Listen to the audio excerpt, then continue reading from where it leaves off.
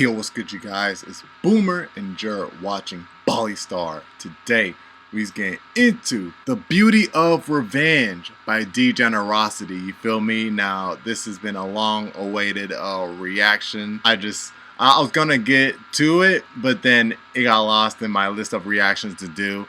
But, you know, caught back onto it. So, yeah, without further ado, let's get straight on into it. Let's go. On this day, then King of England, Ethelred, ordered the death of all Danes that lived on English land. It is unknown exactly how many had lost their lives that day, but among the people who had perished was Genhild, the sister of Sweyn Forkbeard. And this dude was not someone to be stepped on. Bro was a Viking warrior. He pressed his dad so bad his dad fled to Germany. And he basically at the time just helped another dude take over Norway. Not the best person to have a bad relationship with. So when he heard his sister got clipped by the king, he did not take it lightly. In retaliation to this, he and his crew went on a pillaging spree, attacking with no mercy, making the locals submit to him, pressing the king more than ever. Eventually he makes it to London, where the king at, and Forkbeard looking for all the smoke. But the king is like, nah, I'm not going out like this, and brings out Thorkel. Yeah, the dude from Vinland Saga, he exists. Him and Thorkel put up a decent fight, but it wasn't good enough. With the willpower of dead sister on his side, Forkbeard's drive towards vengeance was just too strong. The Danes win the battle. Ethelred and his family is exiled, and Forkbeard becomes the new king of England. For about 3 weeks, then he fell off his horse and died, or something. But for those 3 weeks, when he successfully avenged his sister's death, I bet it felt euphoric. Oh my God! In life, we're taught two things. Never use the holes you find in bathrooms, and that forgiveness is a major key to finding happiness. I mean, why else is there so many stories with there are no winners in revenge, and you will get nothing out of it as their message? Being the bigger person and moving on from whatever or whoever caused your past problems. And that's a very noble thing to do, don't get me wrong. But sometimes it's just not it. Sometimes revenge is the answer. I have to say, there are some cases that require you to throw hands. If somebody spit on you, throw hands. If somebody step on your shoes, throw hands. If somebody shove you and your phone battery falls out in front of all the hoes, air the bitch out. Revenge isn't always a bad thing, but it's not always necessary. I mean, sure, there are those few cases where someone cuts you off at the freeway. Am I really going to get my revenge by cutting them off? Yeah. Am I that petty? Hell yeah! What you thought this was? I can't be caught looking like a grasshopper in the highway. The hoes are there too. There's also large cases where someone shaboogles your entire family. And clan, everybody there. You think I would want to resolve it in a one-on-one discussion? No! Absolutely not! Nuts are being kicked! Indian burns will be delivered! That's the way it is.